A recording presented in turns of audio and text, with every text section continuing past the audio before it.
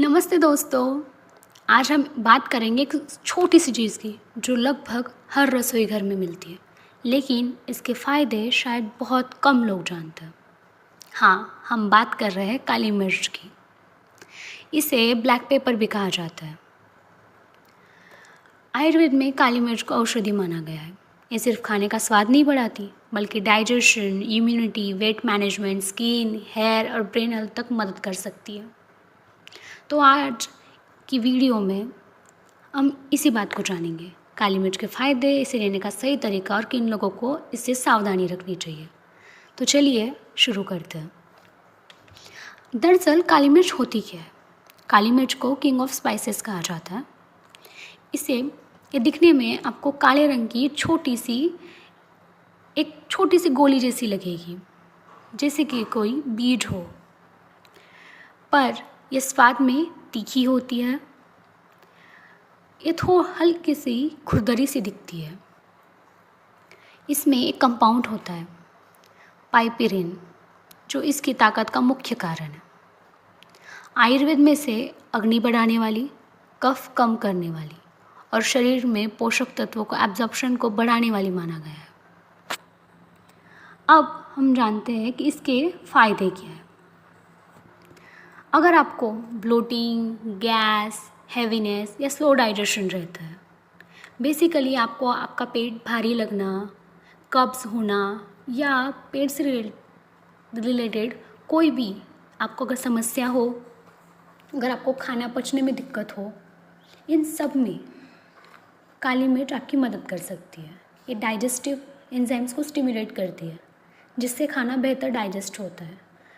अब इसे लेना कैसे है? अगर आपको पेट की समस्या हो तो गुनगुने पानी में चुटकी भर काली मिर्च और थोड़ा सा नींबू मिलाकर लेना कई लोगों को हल्कापन महसूस करा सकता है।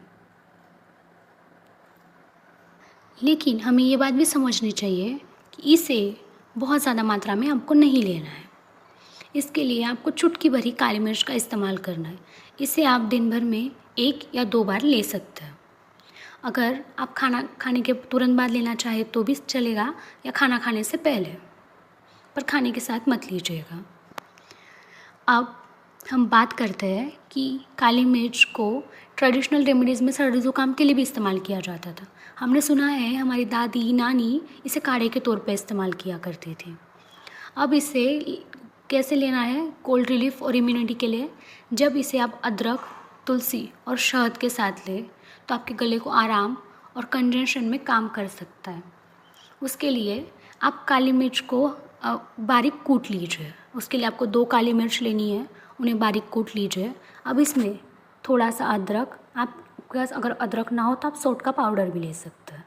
तुलसी के कुछ पत्तियाँ, आप चाहे तुलसी को क्रश भी कर सकती है और उसका जूस भी इस्तेमाल कर सकती है। आप ऐसे ही पत्तियों का इस्तेमाल भी कर सकते हैं और इसे शहद मिला के आपको लेना है।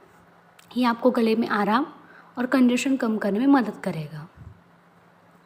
कुछ स्टडीज़ में ऐसा देखा गया है कि पाइपरिन मेटाबॉलिज्म को सपोर्ट करता है, इसलिए कई लोग इसे वेट मैनेजमेंट रूटीन में भी शामिल करते हैं। लेकिन सिर्फ काली मिर्च कभी आपका वेट लॉस नहीं कर सकती।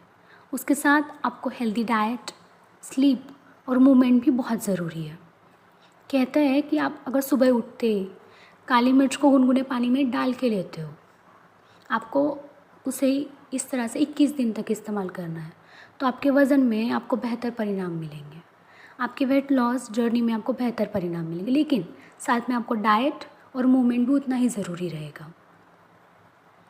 आयुर्वेद में और कुछ रिसर्च दोनों बताते हैं कि काली मिर्च मेंटल क्लैरिटी, फोकस को सपोर्ट करती है।